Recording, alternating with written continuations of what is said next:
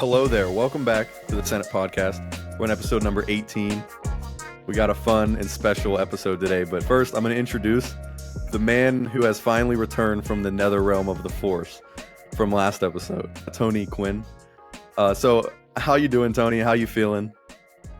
Well, I'm feeling more powerful than you could possibly imagine. I knew it. And I gotta tell you, the netherworld of the Force, it's pretty cool, but the restaurants are not as high quality as I thought they would be, so that kind of sucks. But the mattresses are out of this world, so, that's something to look forward to if someone strikes you down. If you get, yeah, okay. Well, you're joining me today, and we have someone else joining us today, Thomas from the Joy Schtick. Thank you for joining us today. We're super excited. So how are you doing? How are you feeling? You ready to get into it? Yeah. I appreciate having me on, guys. Like, this is sweet. Yep. Do We're a gonna couple have fun. shows. Yeah. Absolutely. The Joy Schtick Show and Challenge Accepted on the Geek Freaks Podcast Network too. So I appreciate you guys having me on.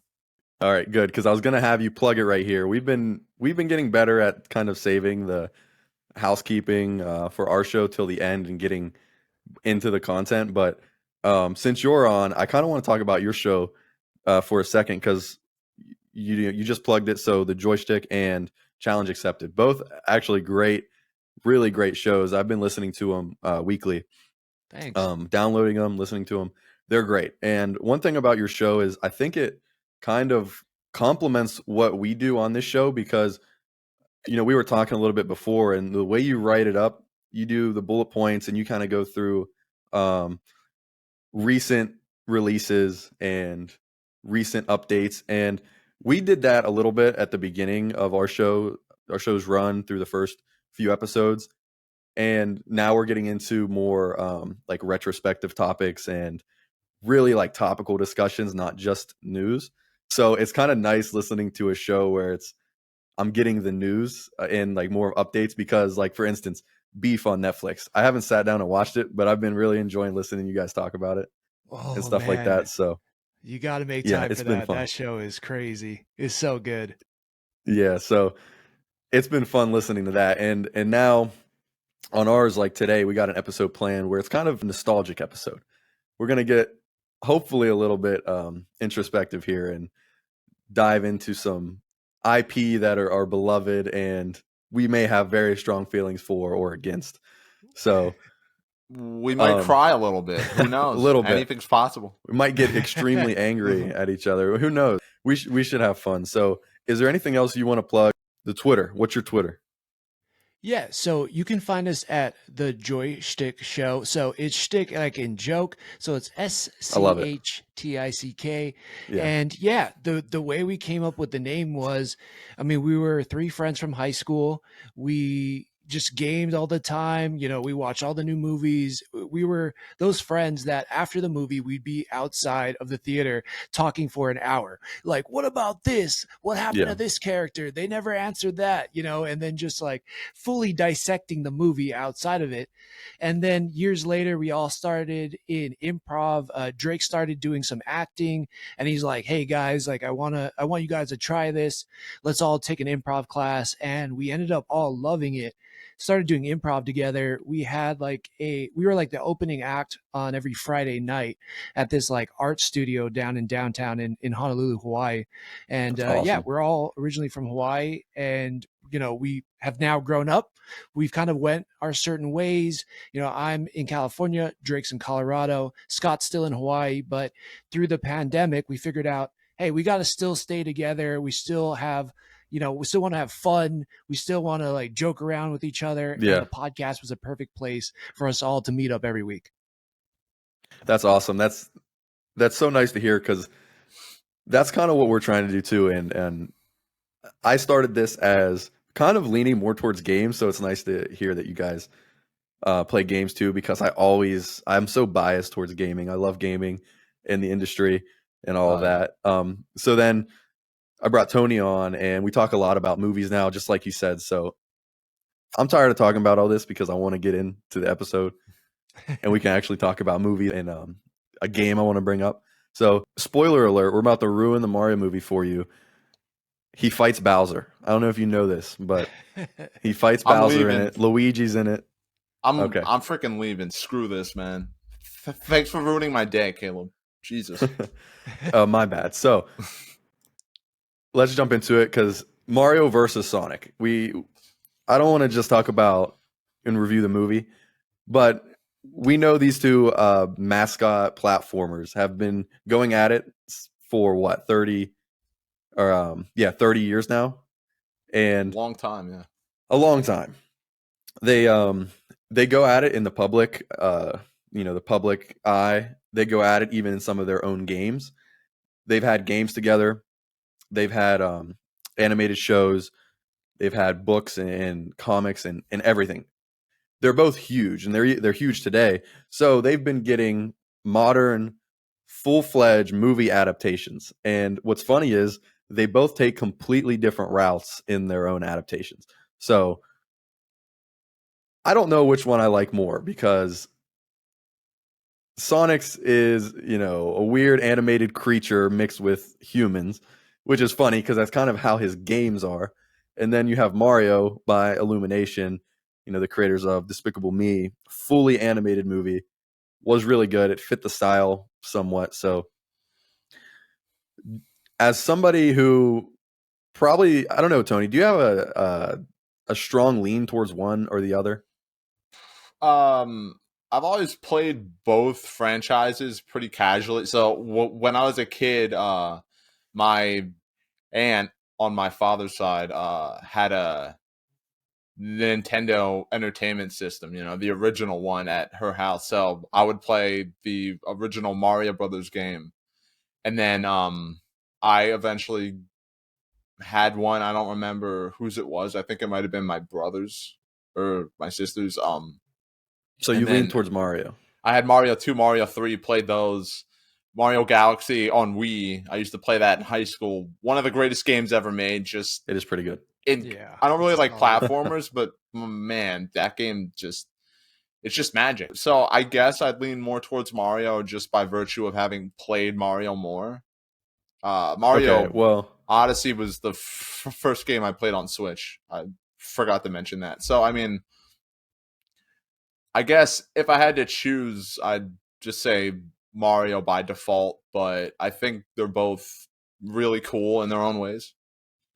That's a very calm take from you, and I don't usually get those. So and it's funny because I'm asking you guys first because I'm completely biased towards one. So Thomas, what would you take if you had the choice, Mario or Sonic?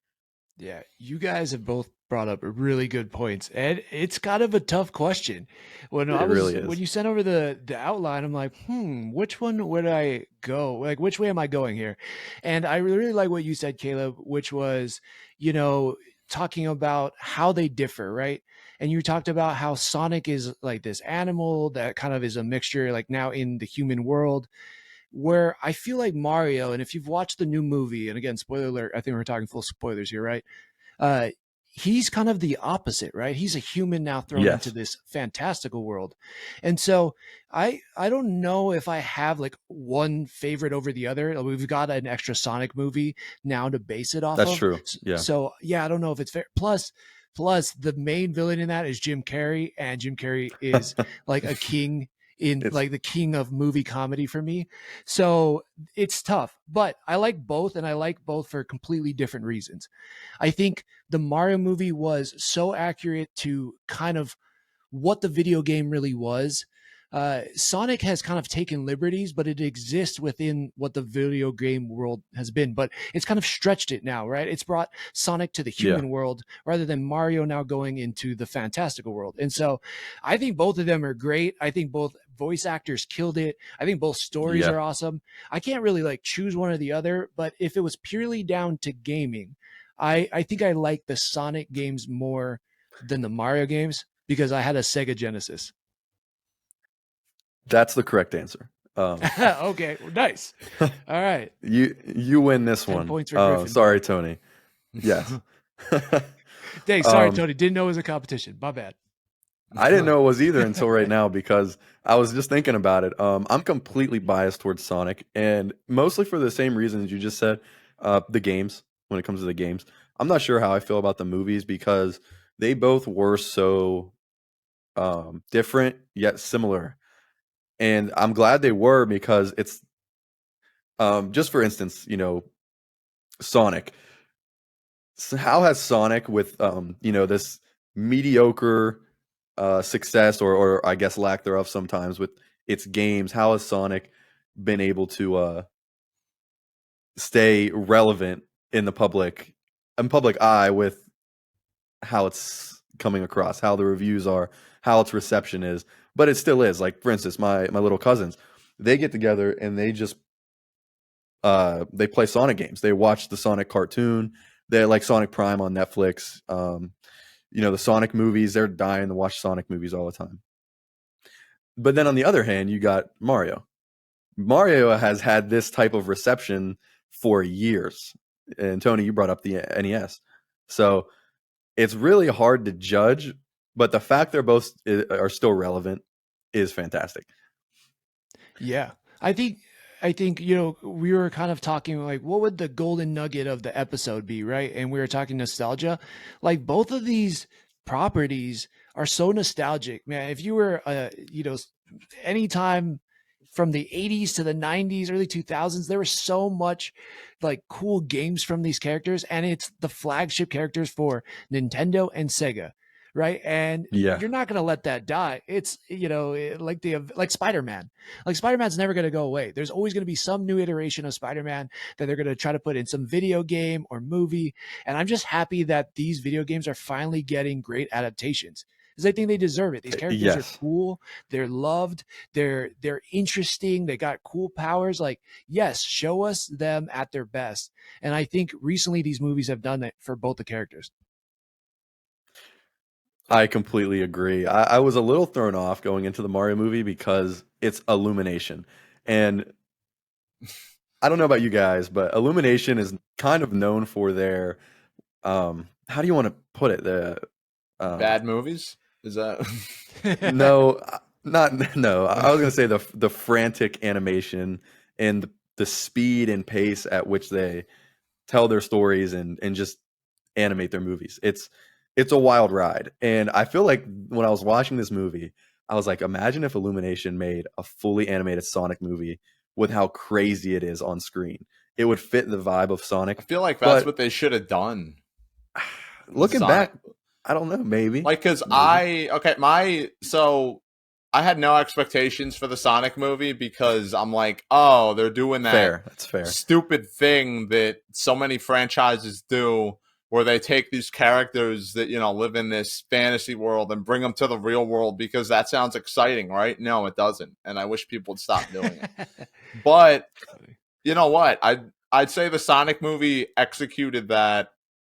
Like, I think that's the best that trope will ever be, and no other studio should try to do it. Because that first movie, it's really well paced. You got Jim Carrey as Dr. Robotnik, who's really fun. You got James Marsden, who, is underappreciated in movies and, is actually pretty damn good in that movie. Like, he's having fun. He's a pretty good character. He's a good like role model. It's like this like father son, story.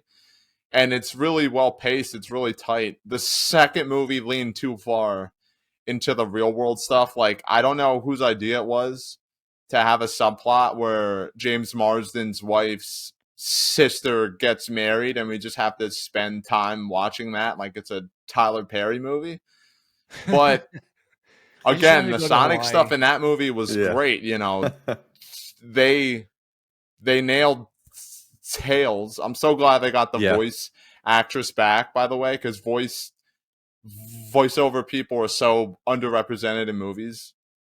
Idris Elba as Knuckles was great. Yes. He was great in the movie. So like, even though the formula hasn't been perfect and I think it should have just been fully animated, like I don't know. I think part of the charm is that because of how good they executed it. Like, if in, you know, the third Sonic movie, they don't bring back James Marsden's character, I'm gonna be like kind of disappointed.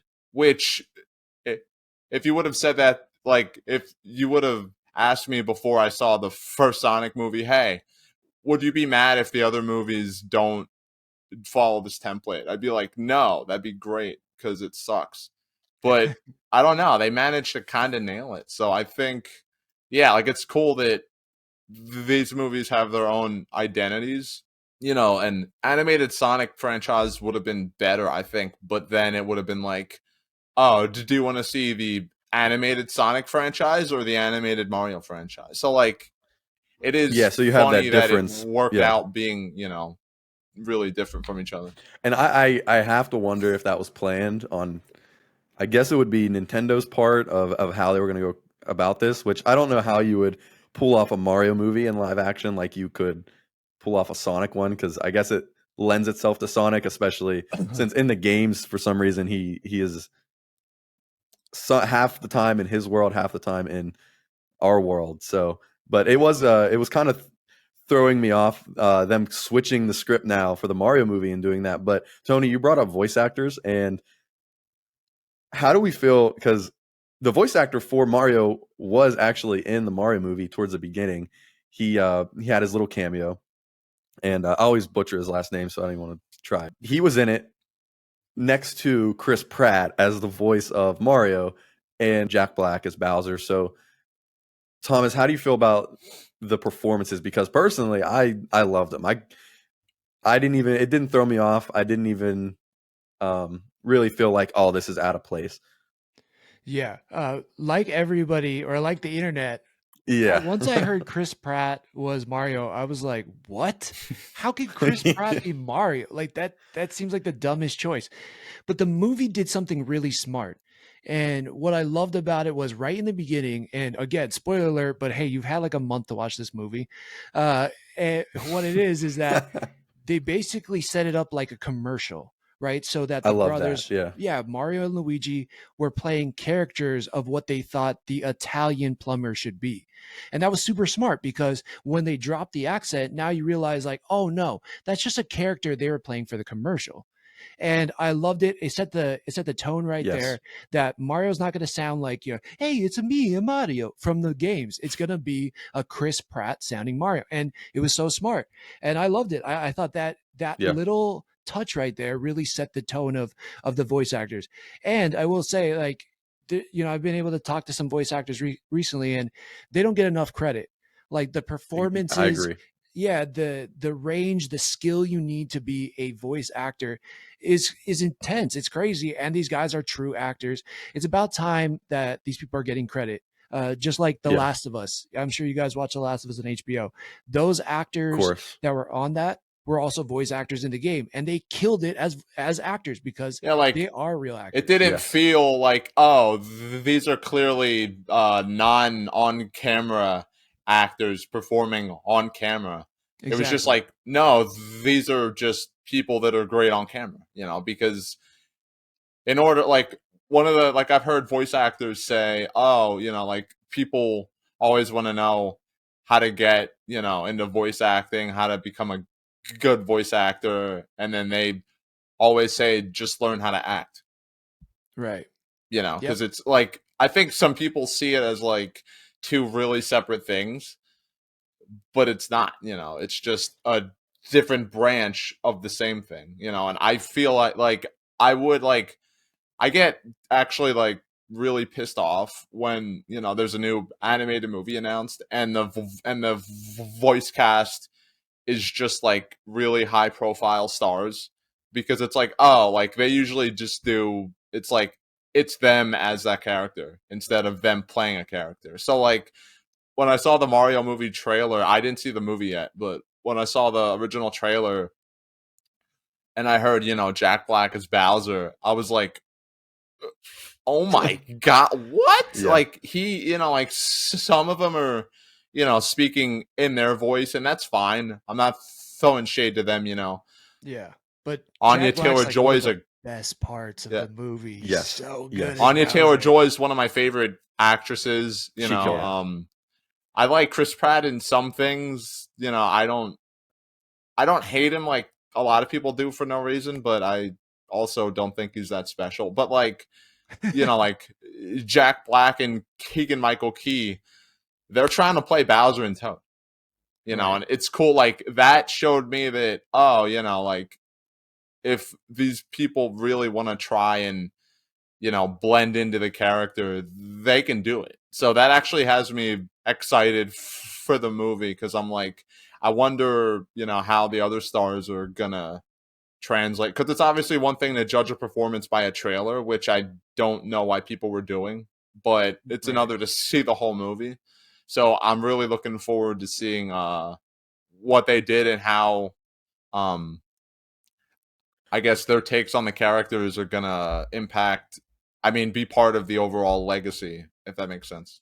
Yeah, it does, and it's one of those movies, like you were just saying, you really have to see it. We're just, you know, the story is great, but there's not really much to talk about, because it's just your average, you know, movie. And the cameos are super fun. Some of the callbacks and even the music they play in certain parts, it's pretty fun. And you were mentioning so many voice actors, but there's one voice actor in the movie you didn't mention, and that's Seth Rogen as Donkey Kong. I can't wait, dude. So when I saw that announcement, I was like, yo, this is gonna be the greatest movie ever made. I mean, come on. so here's my thing with him. He kills it. He's a great part of the movie. When I hear his voice, it doesn't matter what it's in. Instantly, I'm like, that's just Seth Rogen. He just has that voice. But DK was one of the best parts of the movie, and it's funny because Seth Rogen, he's really out here. He's voice acting. He is producing, and he is going to be now helping create the next fully animated TMNT movie. So, have you guys watched the trailer for that? It is, it's very different from what we know the TMNT to be. I guess it's more similar to the Nickelodeon, the most recent Nickelodeon show, but TMNT has had so many different iterations over the course of its life as an IP, from the original series to the I want to say famous, but I guess infamous movie trilogy of the 90s, some of my favorite movies, and so on. Of course, the great animated TMNT movie from, what was that, 2005 or so, great movie, and so on. In film, in animated form, and in comics. And one story I also want to touch on, we can get to it, is The Last Ronin. So first, how do we feel about TMNT? Because I have it in the write-up as it's probably one of the most promising IPs right now in terms of, is it actually hitting? Is it gonna be received critically well? And are there gonna be enough products with this IP to cover a wider demographic? Because I guess Mario's for everybody, Sonic is for everybody, and then there's other IPs where it's not as ubiquitous. So I guess TMNT now is becoming that type of IP. So what are our thoughts on TMNT? I could do a whole episode on the Turtles. I love the Turtles. So does anybody have thoughts first, I guess, on the animated projects going on with it, or what Seth Rogen's doing? Because it's definitely interesting. Yeah. So I'll do a brief rundown of my history with the franchise. Admittedly, I'm gonna lose a lot of credibility in nerddom. No, wait, hold on. I haven't seen any of the shows all the way through, but as a kid, I did watch the 2003 animated series whenever it was on Saturday mornings. And, you know, I had some of the toys. I thought Ninja Turtles was just so cool because it was like they're 4 anthropomorphic turtles that know ninjutsu or whatever, and they're trained by an anthropomorphic rat. Okay, sure. I had the video game for the 2003 show on Xbox. So I never beat it because it got really hard. Insanely hard. I lost my patience. I used a cheat code to like skip to the last level and fight Shredder, and he always like 3-shotted me. You're losing all credibility. I could do it. But I mean, I can't say I'm a big fan of the series yet. I want to watch the shows and stuff, but I really love the 93 or is the first live action movie from 1990? I think it's either 90 or 93. Yeah, I'm not sure what 90. number one is. I want to say 93. Yeah, I think you're Yeah, right. that's a impressive accomplishment for sure. Like the Oh, 1990. okay. Yeah, like that's an impressive movie. Like the costumes, It the really is. Yeah. animatronics were done by Jim Henson's company, and that explains why they're so good, because that guy's a master of puppets. Or was. I think he's since passed away. I my favorite Respectable. character in the franchise has always been Casey Jones, because Nice. I just love the idea that like he's just this regular asshole who just wants to fight crime because he has an anger problem, and then he runs into these four turtles and stuff, and it's like, what the heck's going on? There's robots, there's aliens, you're mutant, what the hell? But so as for Mutant Mayhem, when I heard that Seth Rogen was producing an animated like reboot, essentially, I was like, yeah, that makes sense. I think so. Who else would do it? And then I saw the trailer and I was like, dude, this is gonna be like the freaking cast. You got John Cena and Seth Rogen as Bebop and Rocksteady. Like, mwah, just thank you. Yeah, it's good casting. So some of the other people were really fun. I don't remember their names off the top of my head. And I love that they got 4 actual teenagers to voice the turtles. Like that's gonna, and like it feels like it's just gonna be like really genuine. Like it feels authentic.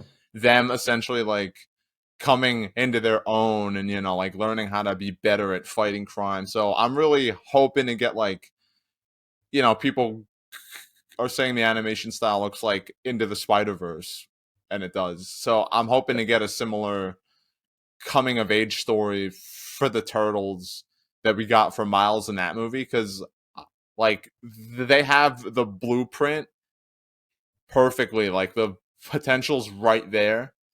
So I'm really hoping that they stick the landing. I agree. So I'll throw it over to you, Thomas. What are your thoughts on this adaptation?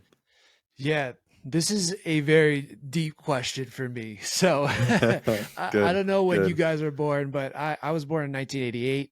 And I remember being a little kid, and it was Teenage Mutant Ninja Turtles, it was Power Rangers, and it was X-Men the Animated Series. Like those for me were like it.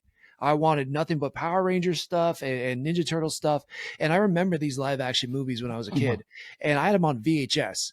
And so I would play that tape all the way through, just in my underwear and a pair of socks around my head or something, just throwing kicks and punches. And then I would take that thing out, rewind it, and then replay it all over again.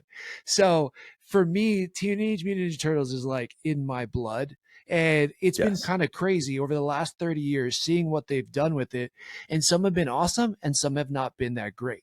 Now, modern day, we want to bring it back to Seth Rogen. And Seth Rogen, he has already been dabbling in superhero stuff. He's already been dabbling in animation. Like he's done the Invincible series. I don't know if he's a part of the new show that they were doing, but he's seen everything. Like he's seen live action. He's seen animated shows. He's done comedies. He's seen dramas. Like he's well-versed in storytelling in Hollywood. And what's cool about him is he seems like such a child at heart that he's going to be a perfect kind of bridge for this kid story to Hollywood, I feel like. Now you look at the cast for this new movie he's making, and you guys are right. Like it's stacked. It's almost easier to say who's not in the movie than who's in it, because it's stacked. Like look at the cast. And you're so right that them having a young group of Ninja Turtles is awesome because kids will be able to grow up with them. And as they age, the kids will age. And as the new movies come out, the Teenage Mutant Ninja Turtles will be their same age. It's about time we've got a really young group of Teenage Mutant Ninja Turtles. And yeah, these kids sound awesome. The trailer looks so good. It looks fresh. It looks fun. I don't even care if they're biting the animation style from Into the Spider-Verse because that animation style rocks. They killed it with Go it. for it. Yeah. Yeah, use it. Like you're right. The blueprint is there. The animation is great. Use it. Just do a bunch of cool shit that looks like that, and I'm on board. So yeah, I'm super about this movie. I think it's gonna crush, and I think it's gonna be something that kids can watch up until like people our age or generation that will dig it. And Yeah. yeah, I can't wait. Yeah, the nostalgia factor alone just for us is going to want it to make us get into this along with anyone that's from the newer generation that hasn't experienced turtles in peak form in their animatronic suits or from the original animated series, which is one of my favorites. I love the original. I love the one from the early 2000s. I grew up with both of them. I love the turtles. I'm going to do a little transition here, but before I do, Tony, first, what's your favorite turtle? I was actually going to ask. Apparently, this is also a controversial response, so I'm just really painting a target on my head. My favorite turtle is Raphael.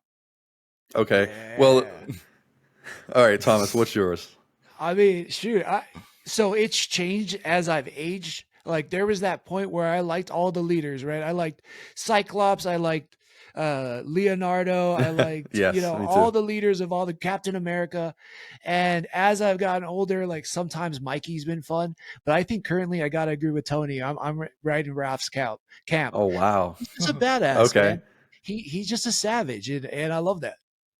He was the best part of the TMNT movie. Him and Leo fighting. That was a great moment. Yeah. My favorite's Leo. It's always been Leo. He's one of my favorites in all of, I guess, pulp culture. I guess I love his character. Raph is fine. He's okay. He's okay. Yeah. I just have a really soft spot for the angry, brooding, sad loner characters. I don't know. Well, I do know why. That's because that's basically who I am in real life, kind of. Okay. So, well, you guys both just did a great job of breaking this down. So what I want to do is just kind of transition to the gaming side because Konami has been bringing back some of the classics in the Cowabunga collection, and then along with Dotemu putting out the Shredder's Revenge game. Absolutely fantastic game. That was fun. When I came out, I played it through. I beat it multiple times. Nice. Absolutely love it. So those are the arcade games, and a new game has just been announced I want to talk about. And it's funny because, Tony, you said you have a soft spot for the lonely, brooding, angry character of Raphael, which is one of the 4 turtles. So I don't know how much you guys know about The Last Ronin. I don't want to spoil this story right now because the game is coming out. The general synopsis. I talked to you about it once, but I haven't read it or anything like that. I'm going to go through this. Yeah, go ahead. Because no, I was just going to say, I just don't want to. Yeah. Yeah, this is a story that can't. You don't want to spoil who the last Ronin is, because that is the biggest kind of twist of the whole comic. It's kind of the point. You're trying to figure out who was the last one of them left, and sorry. I think I'll I already kind of take it away. No, that is told me that, Caleb. I think you told me. I said, do not look this up. yeah, don't. Wait, do not. Okay. You cannot have this spoiled for you because I know who it is. Thomas, you know who it is. Tony, yeah, unfortunately. You innocent boy. Do not look this up. What I'm going to do is if I didn't hear it from you, then I don't know it. So, okay, good. I'm going to go to the write-up. I'm going to read through it and give my thoughts. So, The Last Ronin video game was announced. It doesn't say by who, and I want to go into who I think is doing it. But here is the synopsis. The identity of That lone remaining Ninja Turtle was something of a mystery when the Last Ronin comic series was announced. The arc story was built around a Ninja Turtle who wore a black mask and fought using all 4 turtles' signature weapons, the nunchuck, sai, bow staff, and dual katanas. It wasn't until the final pages of the first issue of The Last Ronin where the lone surviving turtle's identity was revealed. And I have it redacted here, Tony, so you can't see it. The remaining turtles and Master Splinter have all been exterminated by the Foot Clan. The now lone turtle, dubbed the Last Ronin, seeks justice for their deaths in a battle-ravaged New York City. If that isn't and this story has been in the works and since the 80s. I can't remember who's writing it or who did write it because it was a 5-part, I guess, miniseries. Yeah, turn graphic novel, which I actually was looking at the graphic novel today in a store. I really wanted to get it, but if this story doesn't, when you hear this as a Turtles fan, if this story doesn't get you so excited, then I don't know what can at this point. Because like we're talking about, we've seen the Turtles go through the good, the bad, the ugly, and now we're getting something completely different. Because really, you can't even call this TMNT because they're not teenagers in this. This is him all grown up. I won't say who, but we're used to them having their attitudes, having their certain quirky styles and personalities. But with the Last Ronin, he's wearing black. That's meant to symbolize that this is a little bit more serious than we're used to, and I think that's going to be incredibly fun. So I want to just talk about who I think's doing it and get into the video game side. But in terms of the story, Thomas, what do you think about the story of the Last Ronin? It was spoiler free, and then we'll just go from there. I mean, it's epic. Epic. It's one of the best new comic book Teenage Mutant Ninja Turtles stories to me. I haven't been following it super close, but man, it just hit. I remember when that news was going around and someone was like, there's this new Teenage Mutant Ninja Turtles comic and there's only one of them left and he has all the weapons. Like, who is it? And people were speculating for months. Yes. Like, who was it? Who is it? And it's crazy. It's dark. It's grittier than we normally seen. And I love how you highlighted the black, right? Because much like when you level up in martial arts, like karate or whatever, black is the best. And black doesn't mean because you're so pure and good and everything. It means that you've dirtied yourself. You've been through every situation, rough, like you said, good, bad, and ugly, so that your belt is now stained completely black. That's when you get to that level. And I love how the last turtle standing is completely draped in black. And so, yes, exactly, this game is super ripe. Or sorry, this story is super ripe for a video game. It really is. This is the perfect story for a video game adaptation, specifically because of, like you said, the violence and of the weathered now Ninja Turtle. So, Tony, throwing it to you, who do you think the turtle is? Who do I think? Who do you want it to be? The obvious choice would be Raph, but I feel like that would be not creative at all because it's like, oh, obviously the one with the anger problem is going to be the one, the lone samurai. So that would be fun, but kind of bad. I think it'd be interesting actually if it was, let's see. I'm going to say either Mikey or Donatello because for Mikey, it'd be like really impactful if the turtle who had the lightest personality, the sense of humor was put in, a situation where he lost all of that, just lost his innocence and went over, on a really dark path. And then I feel like for Donatello, because I don't know why, he strikes me as a little bit more of a pacifist, like maybe the one who's the least violent.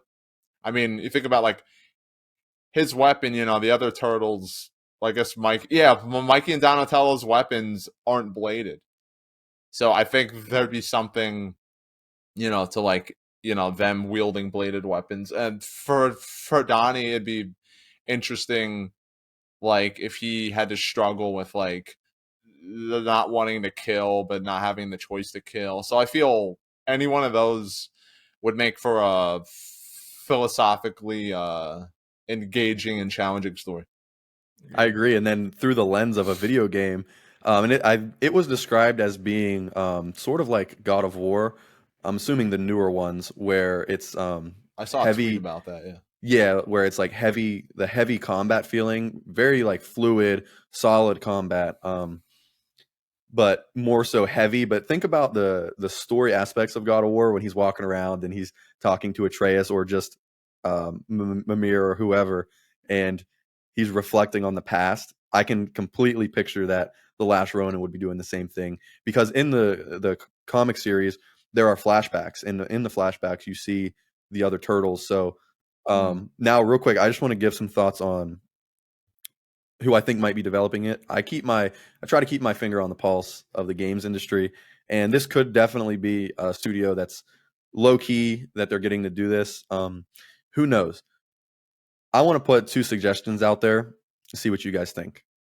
So my first is actually just kind of a personal pick that I really want them to do this. It's probably not going to be them, but it might, and that's going to be Rocksteady, the developers behind the Arkham games.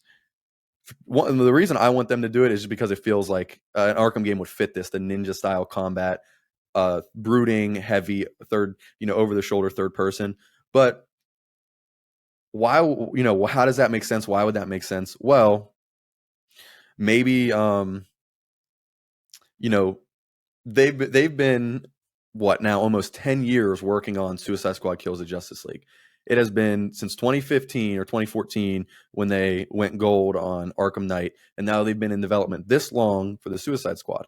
So it doesn't make sense for it to be them, but maybe it does, because a lot of teams, especially bigger teams, work on multiple projects at once, and they were ready to at least announce that this game was being worked on, but not by who. And I'm thinking not by who because of all of the delays that Rocksteady has been having with the Suicide Squad and the trouble with its launch. Maybe they didn't want to attach Rocksteady's name to this just yet. But also, Batman and the Ninja Turtles have had crossovers in the past, so maybe DC had their hand in this. Maybe WB had their hands in this, or something like that, or Nickelodeon, whoever. I feel like that's a fit. Like it fits like a glove for them to do this. There's that. I'll throw that out there. I feel like it makes sense. Now, my other one is completely selfish. I think Sucker Punch would be a great team for this, specifically I thought the same thing. Because of two reasons. One, the obviously Ghost of Tsushima, but specifically the gameplay style of Ghost of Tsushima, you switch stances when you fight certain enemies. So imagine a turtle that switches stances and weapons in the middle of combat to fight different types of enemies. Put the Last Ronin in place of Jin Sakai here, and I think that would be a great Last Ronin game. Also, PlayStation Productions is they're no stranger to developing games for beloved IP. I'm talking about Spider-Man here.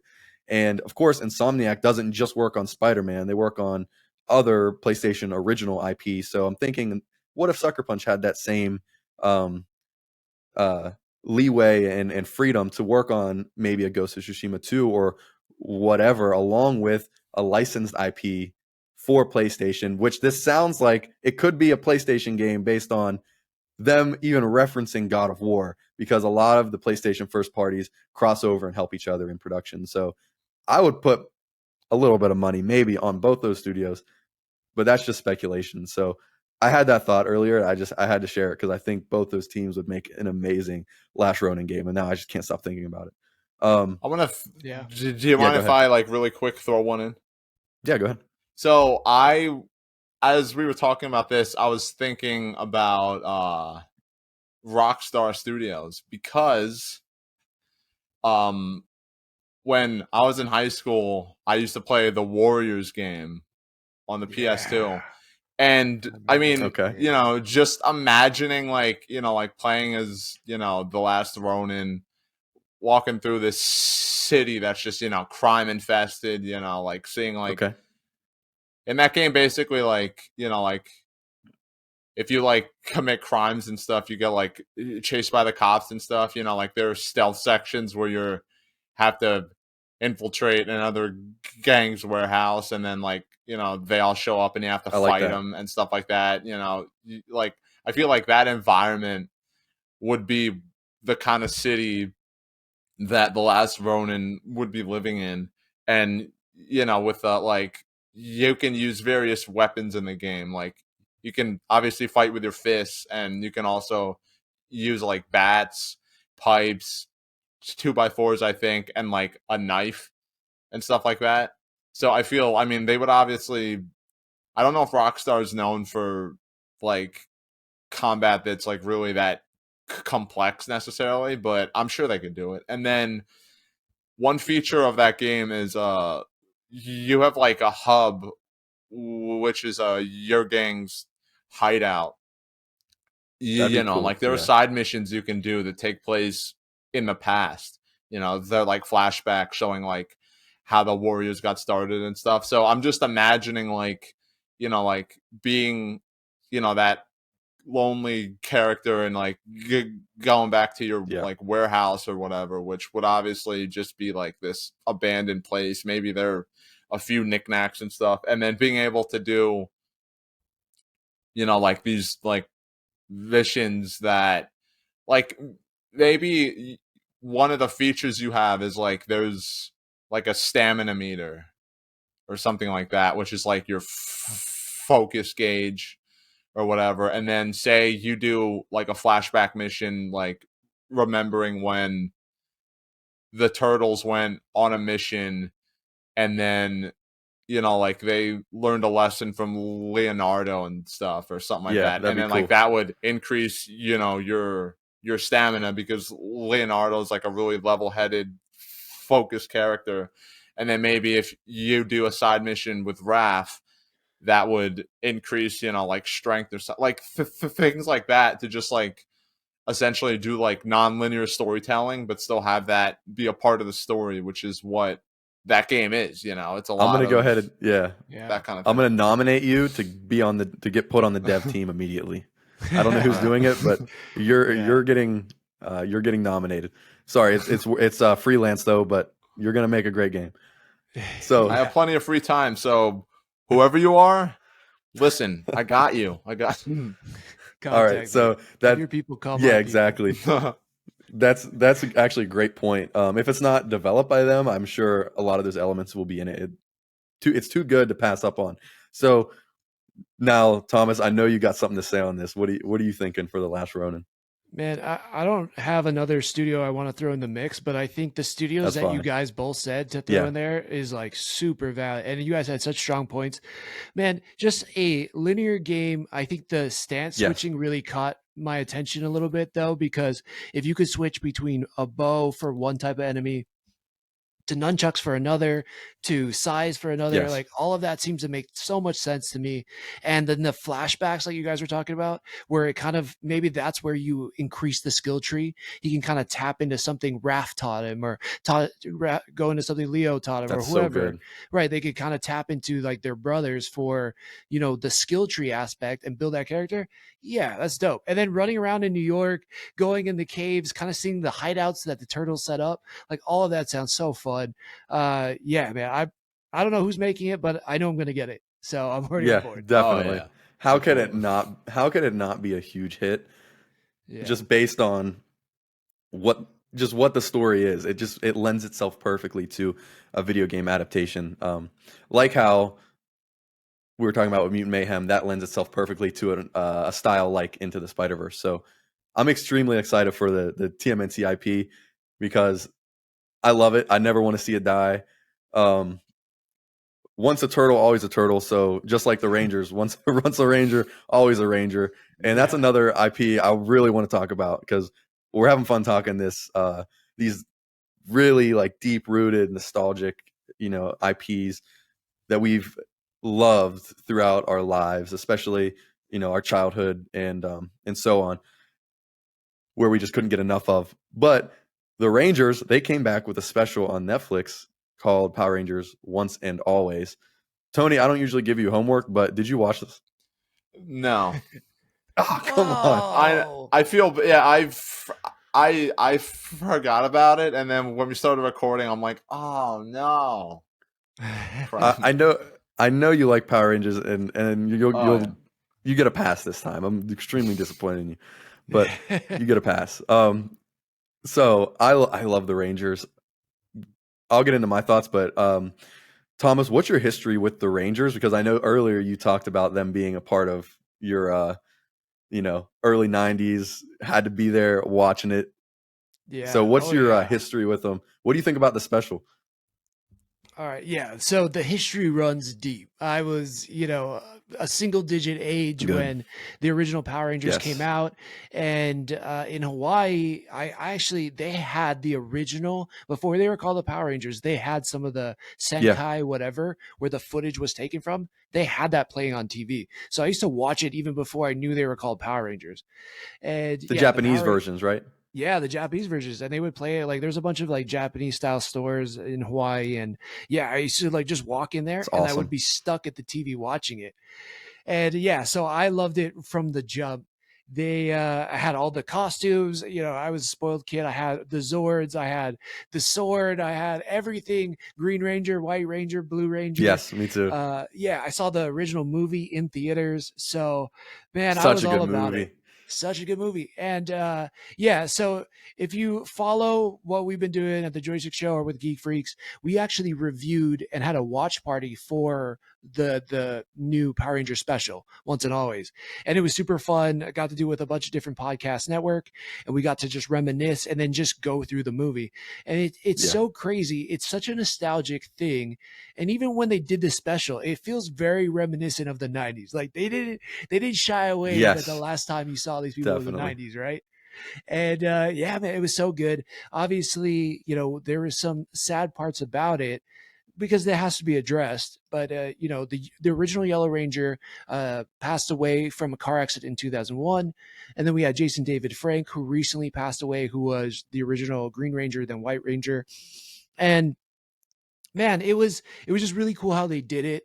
If you like Cobra Kai, you like that cheese where it's just a little bit silly, a little bit like, oh, are Yeah. they really Little saying those campy, lines? but Little it cap, works. yeah, exactly, a little campy, but it works, and this worked for me too. Like it brought me right back to being 8 years old, 10 years old, however old I was, and just the action is great.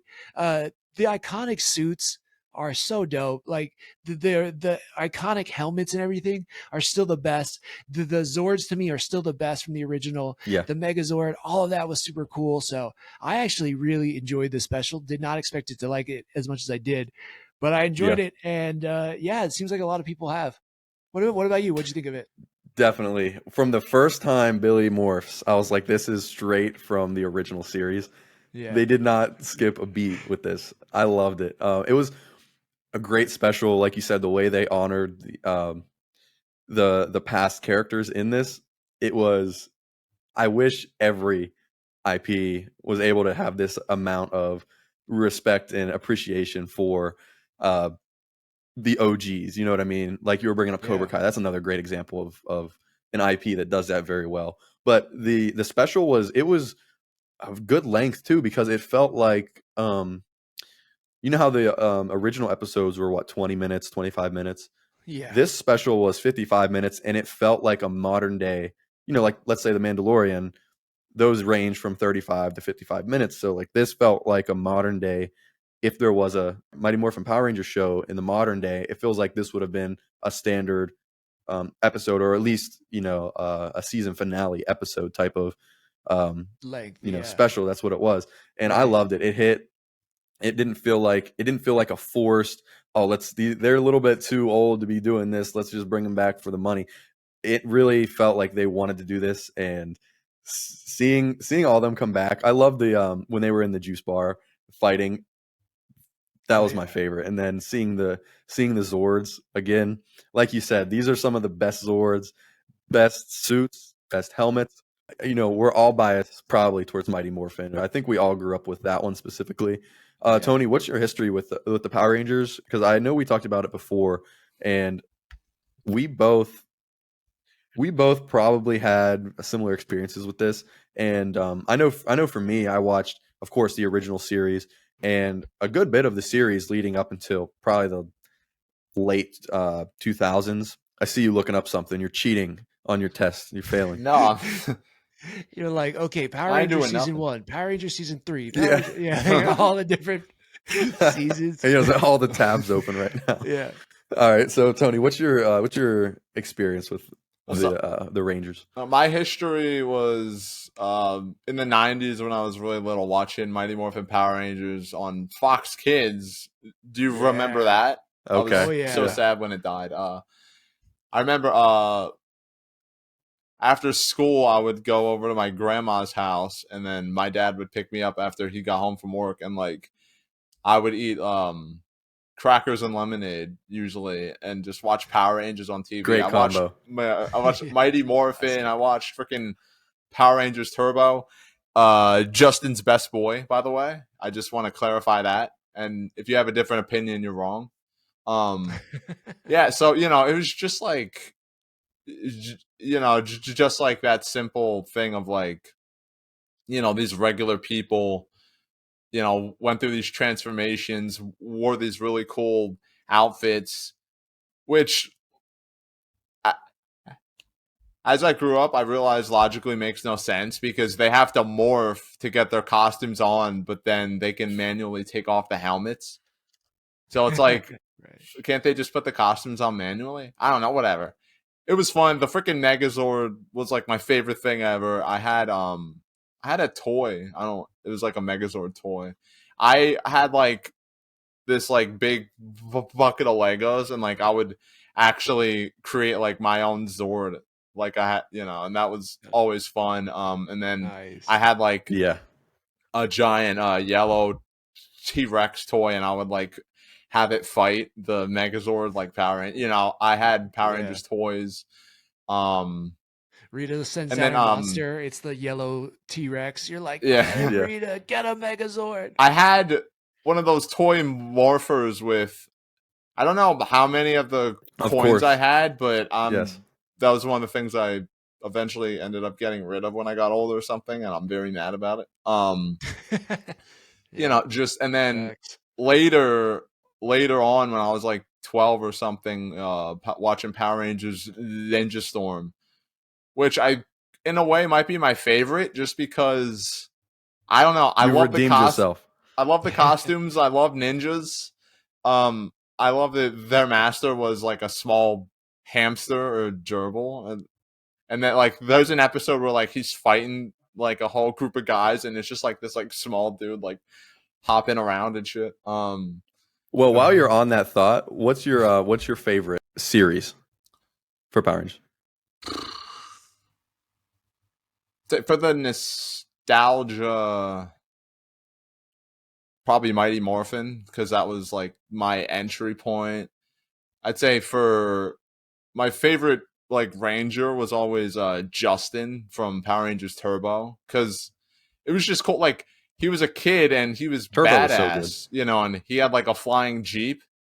I just thought, and like like the other, I remember he was like flying with the other Rangers, and they had like their hoverboards or whatever, and then one of them was like, it feels weird at first, but when you get used to it, it's like walking on air. And then Justin's like, I think I'm just gonna stick with, I think it was called Storm Blaster, and he was factually way better than them.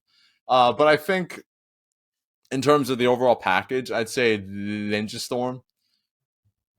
I don't know, like there was just something about it that's like, I don't know. I love the aesthetics more than the other shows that I saw. And Ninja Storm had Cam, who is the other best boy of Power Rangers. So I want a spinoff where it's Justin and Cam. They, some multiverse stuff happens and they meet up, they become a team, and they have to go on an adventure. That would be the greatest thing ever. It's a little complicated, but I'd say comprehensively, Power Rangers Ninja Storm is my favorite. You're saying a lot of correct answers. So now, Thomas, what's your favorite series and favorite Ranger? So, yeah. Yeah, what's my incorrect answer here? Well, I kind of fell off. Like I'll be honest. Like after the original series, and then they moved into some of the Rangers got replaced. Then they did the movie, and it was like ninjutsu. I think after that is kind of where I stopped. And yeah, so like I was familiar with Turbo, but I was like, why do these guys have lights on their head? and like truck grills. So never really got into it. But yeah, you know, I liked Mighty Morphin. I think that for me just like absolutely just like took over my childhood. And again, I had, you know, all of the Zords from the first generation and then some of them from the movie. And that, yeah, that was the crew. And just like I liked the Blue Ranger. It's funny, I liked Zach, I liked Billy, and they've come back for the special. But I always liked the Green and White Ranger because my name is Thomas. We go over to my friend's house, and he had this Korean grandma who was just like so sweet, always make us food. But we go over there, and she'd always call me Tommy. And I hated it as a kid. I was like, oh, don't call me Tommy. But then my friend would say, dude, you got to think of it like you're like the Green Ranger. You're like the White Ranger. And so I'd be like, oh, yeah, that's right. And it would make it fine. So, yeah, I think they're always going to have like a special place in my heart for me a little bit. And Jason David Frank, man, by all accounts, he sounded like he was an absolute stud on and off the set. You know, like he was just cool with fans. Yeah, definitely. Would stand in line, sign everybody's autograph. Yeah, so original for me, and I'm probably gonna have to go with like the white, green, then White Ranger. Green's probably my favorite outfit ever, though. Don't worry, that was the correct answer. Nice for the character. So this is mine, and then I actually want to say two things about Power Rangers, but. My favorite series is Ninja Storm for the complete package. It's very close with Dino Thunder and Mighty Morphin. Those are just the top three.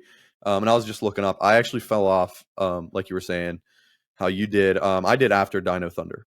So, because after that, I was like, nothing can live up to this. So I stopped.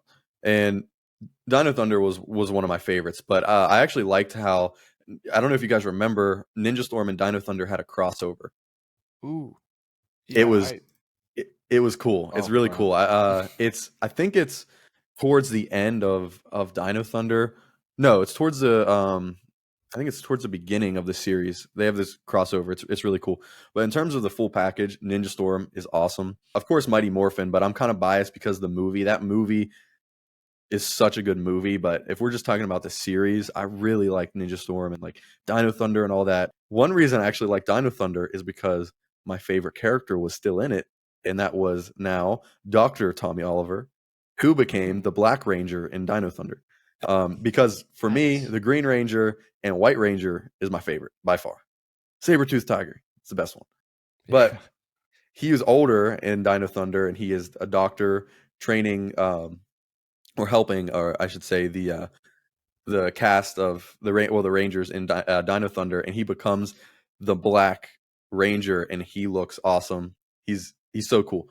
So that leads me to my story. Since I just said the White Ranger is my favorite, I actually have a really funny story. And if I can find the video, I'll send it to you guys. So in college, right? This is my first semester of college. It was Halloween, and they were doing like this big costume contest. So we were like, how can we win this thing? And we all loved Power Rangers. And everybody was going in as, the random Halloween things. So we got a group of like 7 of us. Every single one of us got the Power Rangers, spandex on under our clothes. We gave our one friend a mask, and we said, hey, you're going to be Goldar. And what's going to happen is we're going to be in there in our normal clothes. And when it's your turn to go up, you're going to walk up with just a mask on. No one's going to know what's going on. We're going to run out of the building, take our clothes off to have the Power Ranger spandex underneath. And when you're out there, someone's going to get the aux cord and start playing the theme song for Mighty Morphin Power Rangers. And we're all going to run in the building and have a big fight scene while the music's playing. And we did, and it's all on video. I'll find it. And I was the White Ranger. I had to be the White Ranger. And we actually had a Green Ranger who was the evil clone from the original series. And I was fighting the Green Ranger as the White Ranger. And we had all the other Rangers fighting Goldar. It was amazing. So that was, I'm never going to forget that. It's one of the greatest memories ever. Did you guys win? Yeah. So we won by far because we turned that thing into a whole short film with choreography we had and everything. We had kicks and flips, and it was crazy, and nobody knew what was going on. Yeah. So it was awesome. I got to find that video. I'm so glad I got to share that because that's such a great memory. Like I said, I love Tommy. He's like Jason David Frank. He, like you said, just a great guy. It's so sad that he's gone now, but Yeah. what he did for Power Rangers, and it was, I think, on your show I was listening, and you guys were saying how when he signs autographs, he would wait and sign every single person's autograph in line. Yeah. Wouldn't, cut it short. Hey, I got to go. He was really there for the fans. Last thing I wanted to say was your show. You guys did a great job of talking about the specials. So I know we only touched on it a little bit, and I kind of just wanted to get into our nostalgia with it and what our favorite series and stuff is. But you guys did a great job of talking about the callbacks and the cameos and whatnot in the special. But overall, the special was amazing. If you love Power Rangers, watch it. Unless you're Tony, I gave him the homework.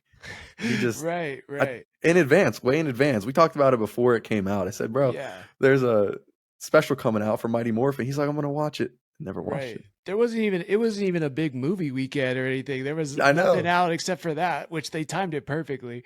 But I appreciate that. Yeah, I think if you just remember your childhood, like all of this stuff is just hitting you in this, Drake on our show just likes to say they're just tapping that nostalgia vein.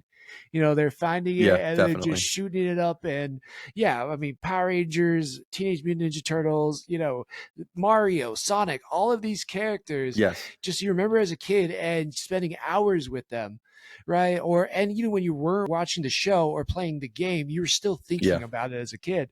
And they just did such a good job of bringing it back. It was just fun. It was just a fun time. I mean, growing up, everybody loved the Rangers. If you didn't love the Rangers, if you were into pop culture at all or anything like that, you had a morpher. You were morphing. Yeah. I mean, you were like, you couldn't go to school and not be like, did you see the new Power Rangers? If you didn't see the new Power Rangers, like you're out, get out of the conversation. Like you're a dork now. You know what I mean? And I'm like a self-proclaimed geek, but at the same time, like when I was a kid, everybody was watching that. Like everybody was watching X-Men, the animated series. Everybody was watching Dragon Ball Z in middle school, like for me. So man, you had to watch this stuff. And that was one of them. And it, like, nobody even had to tell me. Like, I was ready for it. In fact, I was taking karate at this time, and my mom would be like, we have to go. She'd be pulling me away from the TV as I was throwing on my gi and like tying my belt and everything. Yes. But man, it was the vibe. It was everybody was watching it, at least like all the kids in my neighborhood at school. Yeah. Yeah. It's in something. It's in that ninja vein with the Teenage Mutant Ninja Turtles, and then the Power Rangers using, like karate and whatnot. It's just that when you're a kid, you take that and you run with it. So that's cool. For me, I think that a lot of nostalgic IP and classic IP for me are, I would kind of almost classify it pre 2008 and post 2008 because of MCU. Oh, I thought 2008. It was because of the what is it called? Inflation? No. Oh, the economic crash. Crisis. Yeah, the crash. Yeah. There you go. Thanks. So there's that too. But as a kid, I was concerned about Iron Man. So 2008 happens, right? Yeah. Pop culture shortly after that explodes because yes, you had The Dark Knight. That was a huge, I guess, moment for pop culture, comics, movies, in all of that. But really, MCU kicks off, and it is such a huge success now that everybody's kind of chasing that high. And one thing I also loved, because you brought up X-Men. Yes, Marvel was around. Of course, we all have nostalgia for Spider-Man, and I don't want to bring that up now because we're gonna be talking about that for hours. But I also had a lot of nostalgia for DC and Batman the Animated Series and whatnot. I love comic books. I loved watching the Batman movies and all of them. So they're coming out now with an adaptation of, I guess you could say an adaptation. They're bringing a certain Batman back, and it kind of looks good. So I'm going to go to the write up here because we got to talk a little bit about it. James Gunn, the kid from Cobra Kai, Blue Beetle, the entire DCU at this point, they're desperately trying to be the MCU with little to no success. But The Flash, where do I begin But all I want to say is they released a second trailer, and I think the Flash looks amazing. We're gonna have a lot of thoughts on this probably.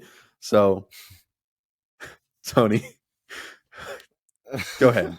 Go ahead. I know No, you're just dying. look, I think, God, where do I begin with this? So they've been planning this movie out since, since like The dawn of time. I don't know. You remember if like around when Batman v Superman came out, Jeff Johns did this entire showcase with Kevin Smith of like talking about all the movies they're gonna make. There was Cyborg, there was the Aquaman, there was the Flash, and they had some concept art, and then they fired Ray Fisher because they suck as a studio. I said it. I met Ray Fisher in real life. He's an awesome guy.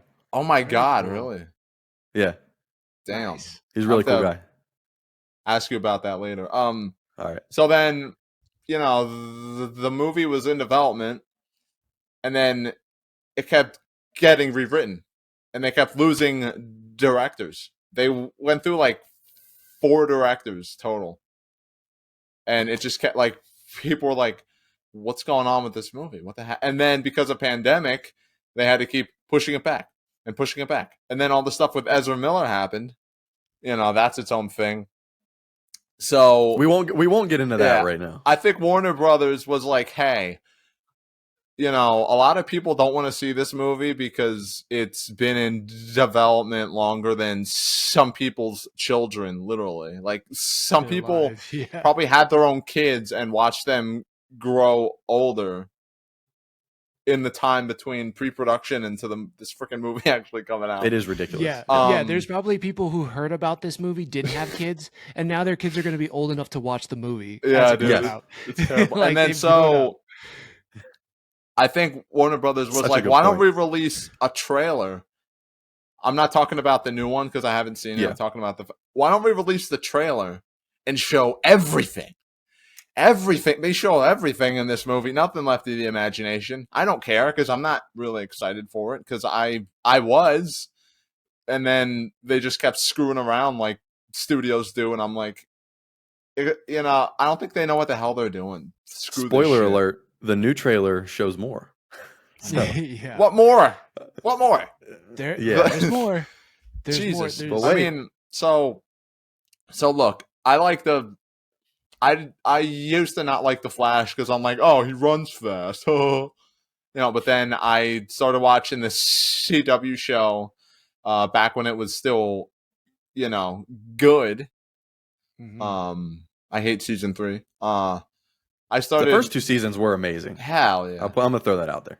I read I read some of the New 52 comics and thought they were really good, and so I started to become a fan of the Flash. So I'm still gonna watch this movie because it's the first time we're getting a solo Flash movie, which should just be a standalone Flash movie, which it was supposed to be, but then stuff happened, and now it's big multiverse, trendy. We have to follow all the trend, checklists.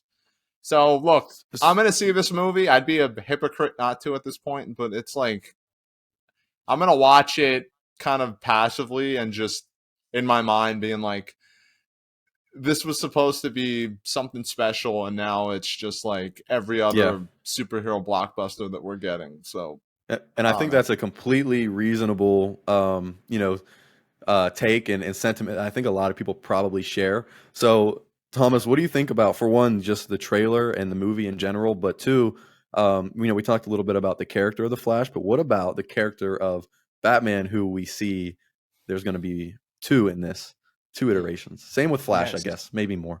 But yeah, absolutely. I loved kind of hearing Tony's take on it because, it's, I'm surrounding myself now with a lot of people who are following the news and they're like all DC hype. So everything DC, it's like, everybody's like, yay.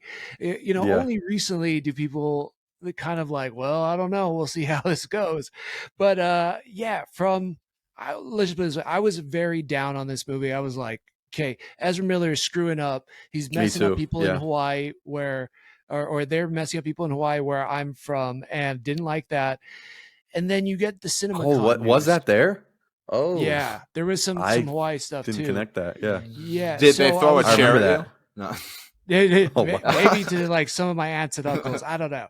But like, so I was already like, I'm going to boycott it, screw Ezra Miller. Yeah. And then CinemaCon happens this past week. Yeah. And you start hearing the reaction to the movie. I mean, first you hear that Tom Cruise asked for a early copy, gets it sent to his house, and he personally contacts Andy Muschietti, I think is his name, the director of The Flash. Yeah. He's like, thank you for making this. It is going to be something that might save the movies, because that's the thing. For the longest time, post-pandemic or during the pandemic, people weren't going to movies. They weren't, box office Yes. didn't exist. So Top Gun is now that movie that brings everybody in. So, okay, we get that news, all right? Okay, a little skeptical there. Sure, sounds good.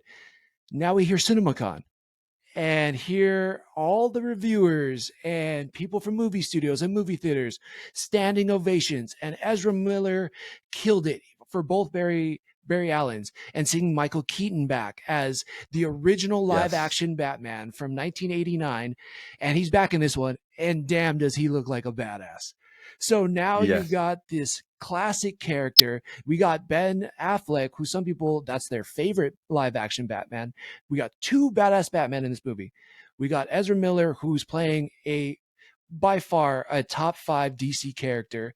We got all the money in the world that WB can throw at it. I don't know how this movie can be bad, and especially if they're not going to drop it after all of the controversy behind the scenes. This movie has to be something good. So I can't wait, man. I'm fired up for it. I'm so glad you brought up a lot of that. I'm not going to rehash it. That's a great synopsis, great take for the movie.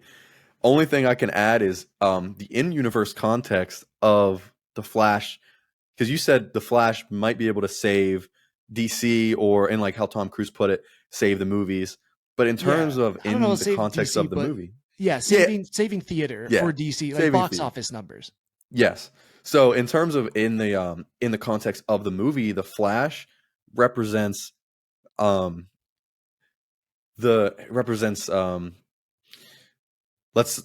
Flashpoint, for example. Tony, when you're talking about the multiverse, the Flash can represent the movie and the character a restart, literally, for the universe of DC, or the DCU, DCEU. And I talked a little bit about it when we did that episode covering the DC, James Gunn DC's slate that he came out with. Remember that a few months ago? Well, this Flash movie, they waited this long. There was a lot of reshoots and changing of certain things in the story. And I'm thinking maybe that they're using this to really save the box office for DC and start over and soft reboot the DC universe through the Flash.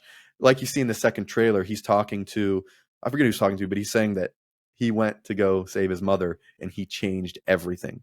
Yeah. So we don't see Superman in this. We see Supergirl. So I'm thinking that, okay, Shazam might be over with. Black Adam might be over with. Everything we got up to this point, it might be erased because of what literally happens within the Flash movie. It might soft reboot the universe, which I think at this point would save it because of the reception from the movies. I like DC. I'm a little bit biased, but like you said, I was thinking about not seeing this movie until recently. I was like, okay, if it's this good, and I just love the Flash and seeing Michael Keaton back, and I love Ben Affleck, I'm definitely going to see it. So I think that's a great take on this. Absolutely great take. So that's the Flash. That'll be coming out soon. So there's that.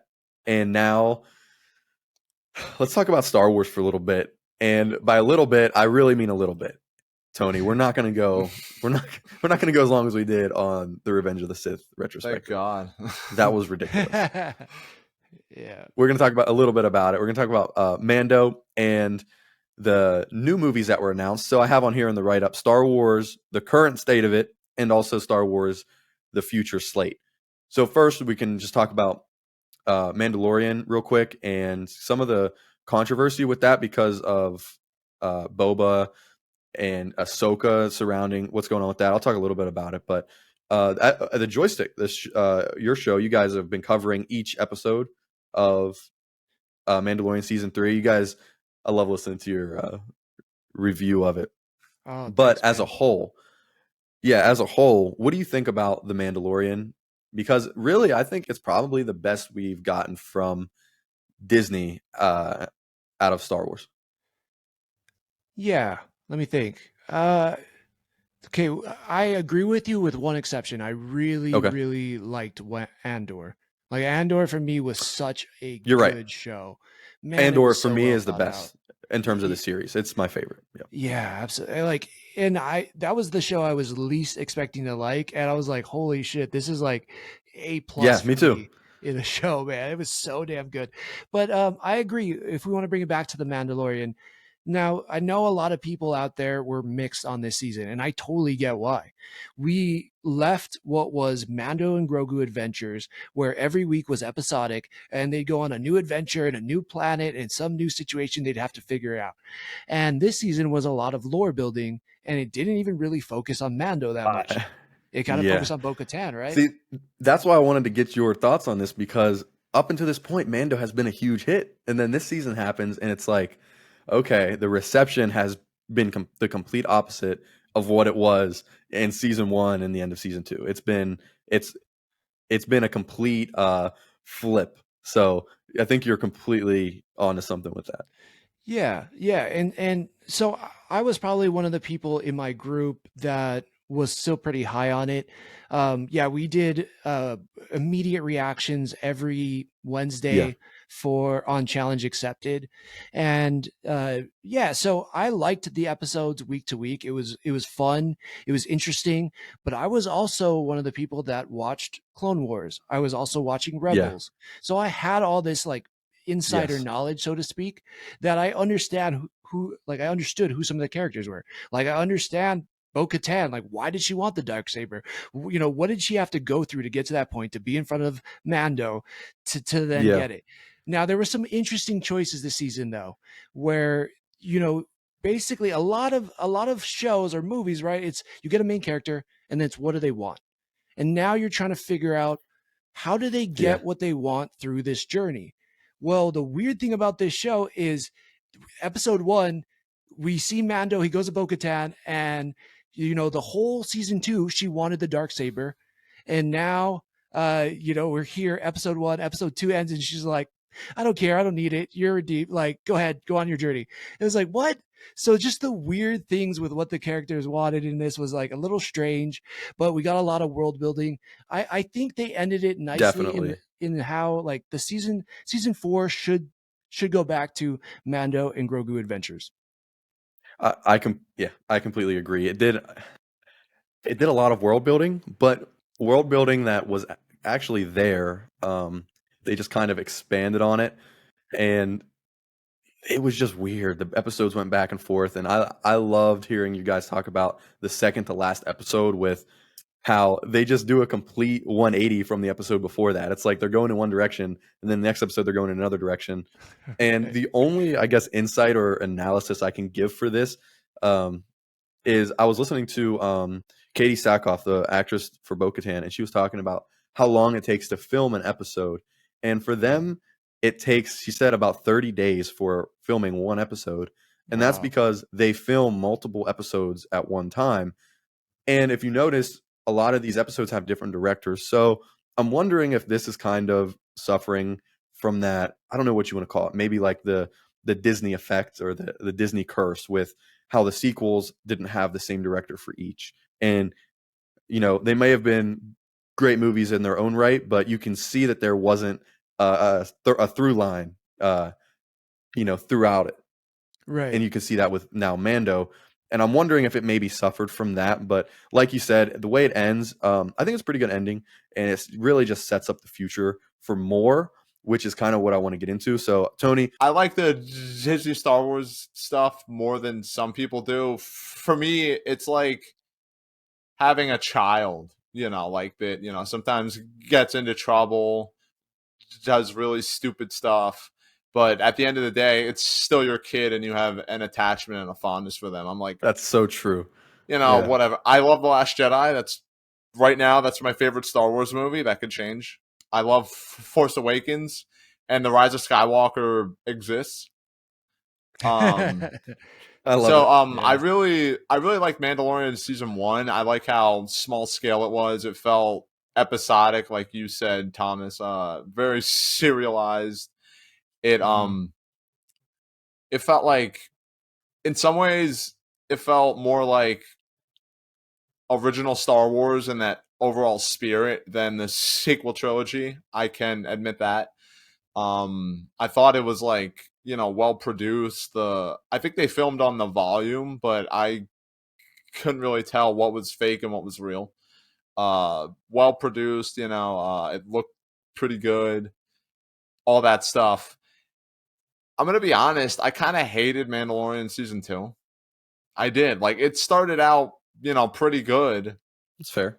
And then they kept doing that thing that is why I'm not a fan of, like, I haven't seen some of the new MCU or DC movies, because every now and then they would do really dumb shit. Like, Ahsoka, like, literally stopped an episode dead just to be like, where's Grand Admiral Thrawn? Here. Yeah. And I'm like, so, like, some people who read the books know who Grand Admiral Thrawn is, but dude, I've heard of him. I don't know who he is. I don't care about this. And then in the freaking, I think it was the last episode, there was this intense battle, and I'm like, how are our heroes gonna get out of this? Oh my god, what's gonna happen? Luke Skywalker shows up. Deus Ex Machina is the whole thing. Fights them all off. He's recreated using that CGI fake technology that I can't stand, and I don't know why they keep doing it. That's so funny. We could have a whole episode. It looks like shit. On and I thought that was just like, it's always dangerous talking Star Wars. A lot of people didn't like how Luke was in Last Jedi, so let's have him show up and do the most predictable, boring, video gamey shit for no other reason than people think it's cool. Don't worry about how it works into the plot. So I was, pretty let down. I want to watch season 3 because I still like the show. Like, I didn't think that season was bad. It just kind of let me down. So, I mean, my investment with Disney Star Wars right now could literally be either saved or forever destroyed by the new movies that they announced. So I'm crossing my fingers. Yeah, that's completely reasonable. And now I just want to ask real quick, Thomas, what's your history with Star Wars? And is that a nostalgic property for you? Oh, absolutely. Yeah. Okay. When I was a young kid, my dad, pulled out again VHS and was like, "Okay, we're gonna watch the Star Wars." So yep. Awesome. So before we end it here, Tony, you just mentioned the upcoming movies. So I have them here in the write out. There's 3 upcoming movies. I'll just read them real quick, and we'll just kind of give our thoughts on if they sound good or not. Because this is a deep, nostalgic IP for all of us. Tony and I, we're going over it now very thoroughly. So we'll just talk about the future right here, if it'll hit or not, or if it will fail. So the new slate of movies are on the way. You got the new Jedi Order film starring Daisy Ridley and presumably John Boyega. Second, Dave Filoni's New Republic film, probably exploring Mando and Grogu on the big screen finally. And then last, you got James Mangold's Dawn of the Jedi, described as a biblical epic set some 25,000 years prior to A New Hope. Will Disney be able to redeem themselves or top the sequel trilogy, or will this go around be the past actually coming back to haunt us in that sense? So I'll throw it to you, Thomas, real quick. Which one of these projects sounds the best to you? Yeah. So I don't know which one's going to hit or not, and they're still so early in production without knowing the plot and the story. We know nothing. It's hard to say. Yeah, right. But if I just had to purely go off my interests, I'll be honest, like the Daisy Ridley one without John Boyega, not super interested in that. Did not like how they ended that trilogy. Didn't really sound that great to me. We all agree on that, I think. Yeah. There we go. Yeah, sadly. The other thing is the Dave Filoni movie. I have a lot of faith in what Dave Filoni has done. I think him and Jon Favreau are an awesome team. I mean, he was handpicked by George Lucas to carry on, this legacy. I love what he's been doing so far, and I think it's going to be great. It sounds like it's going to be an Avengers level movie with Mando, Grogu, Ahsoka, the Rebels, and ultimately all of them versus Thrawn. That sounds dope. I'm on board with that. And then the last one, High Republic, James Mangold is an insane director. He's directed some just incredible movies. Something that goes back to the first Jedi ever. Like, I don't know if you guys are playing Jedi Survivor, but they've started talking about the High Yes, Republic, everything. Yeah, man. Like, getting more of that sounds so dope. I'm super on board with that. So yeah, exactly. I got no sleep last night because of Jedi Survivor. So Likewise, I don't know how I'm man. managing right now. Awesome. So Definitely. Tony, real quick, what's your thoughts on these projects? Which one sounds the best to you? Okay, I'm gonna save that one for last. But the Dave Filoni movie, he's hit or miss for me right now. So I'm like, once I do all the homework that I have that you're now making me do to watch this freaking movie, maybe I'll be excited for it. I think Ahsoka actually looks pretty dope, which Yes. kind of annoys me a little because I'm like, man, just when I think I'm out, they pull me back in, you know. Right. The Daisy Ridley movie could salvage how Rise of Skywalker ended the whole saga. From what I've heard, John Boyega say he wouldn't return unless it was either specifically something with JJ or I don't know, had to be like he'd be really picky because of how they treated Finn, which I agree. I think they treated him like absolute crap. Yeah. So I mean, I actually really like Rey as a character. I love her, in fact. I think she gets a lot of hate that's mostly undeserved. Mostly a little bit, I think, is fair. But Let's dude, just say like, all of the actors in the sequels, they oh did yeah, their job. absolutely. Yeah. Definitely. None of them were ever the problem. And then I've talked to Caleb quite a few times about like my dream Star Wars movie would be like set way in the past, like almost prehistoric, showing like the first, people to be sensitive with the Force. Yeah. That's And gonna hit. like a beacon from the heavens, the clouds parted, and Disney was like, James Mangold is going to be making that movie. So I really hope he stays on the project and they let him do whatever he wants and they don't try and meddle like they do. Because I think that could be fantastic. And if one of these movies has to be made, I want it to be that one because even though I'm a little tired of, seeing like Jedi and stuff, seeing it in this new context we've never seen before is, to me, sounds like the sort of thing they should do more instead of just rehashing what we've gotten for, the past 40 plus years. So Yeah, yeah. I completely agree with that. And it's so funny, Tony, because you and I, we have a lot of different opinions with Star Wars, but sometimes we're thinking on the same page. Yeah. And this is one of those times where we're on the same page. The Dawn of the Jedi sounds incredible, especially the way he's describing it. I am so hyped for that movie. I Yeah. cannot wait. Mandoverse is fun, but seeing this, like you said, in this new context is going to be incredible. So it's always dangerous talking about Star Wars and bringing it up, especially for us, because at least on this podcast, we love to just deep dive into things. If you can't tell, I mean, we turn these few IP discussions into a long discussion now, really diving deep into them.